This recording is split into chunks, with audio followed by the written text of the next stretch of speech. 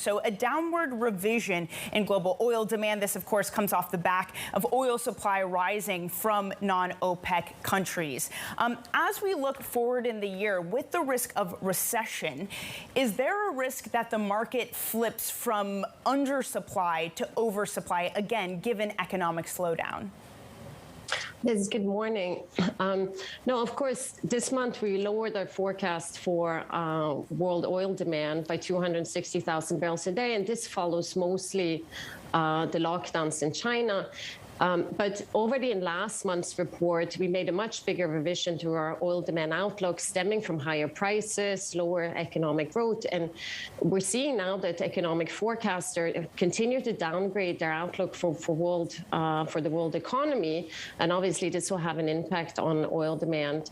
But oil demand is still recovering from COVID, so we are expecting growth of nearly 2 million barrels a day this year. It's slower than what we saw last year, but the aviation sector is recovering. There's pent-up demand, so we are expecting growth, but obviously a downside risk if the economic outlook deteriorates further. Right. And of course, feeding into this, you have the input now, the prospect, or rather the reality of war. Now, among this, as I was mentioning before, Vitol said that it plans to stop trading Russian origin crude once its contract weighs out. And given the self-sanctioning we are seeing towards Russian crude, do you expect Russia to cut its own output rather? And if so, how much?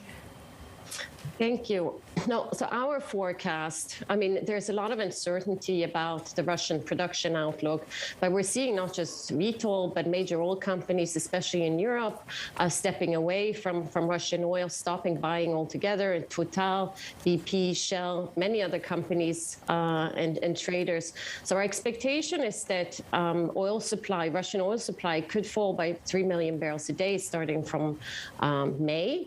We're already seeing output falling nearly 1.3 million barrels a day from the March average. Domestic demand in Russia is always also falling. The sanctions, the economic outlook has been downgraded. So refineries in Russia are lowering runs. They have difficulties placing some of the products. So we're already seeing Russian output falling. How far it will fall would depend on the international community's reaction, sanctions, possible embargoes expanding, and just the reluctance of buyers internationally to take the Russian crude. Our forecast is that we could lose up to 3 million barrels a day. Of course, this comes off the back of the IEA members releasing more oil, the U.S. really leading that drive as well. Does that mean that there's less of an impetus now for OPEC Plus to increase their output? So we're seeing OPEC Plus scheduled to continue to increase production through the end of the year, and then we're factoring this into our balances.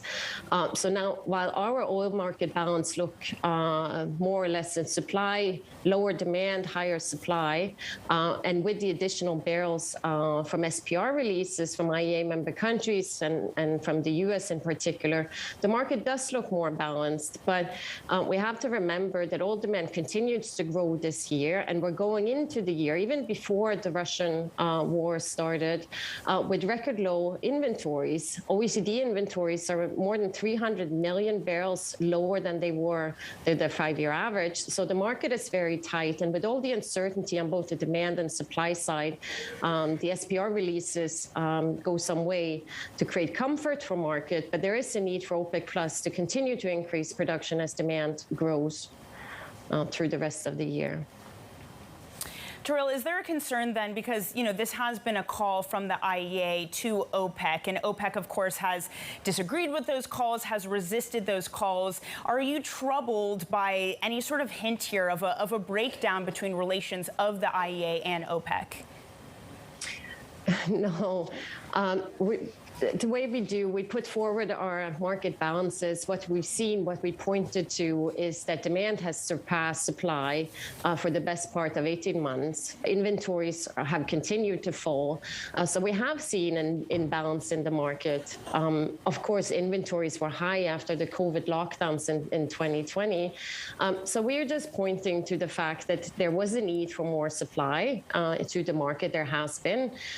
Inventories are low. That's creating a lot of volatility. Volatility is not good for markets. Higher prices is feeding into inflation. That's not good for consumers nor producers. And I think we will continue to put forward our markets and our call. But as I said, the market does look more balanced for 2022 as we see it now. Okay.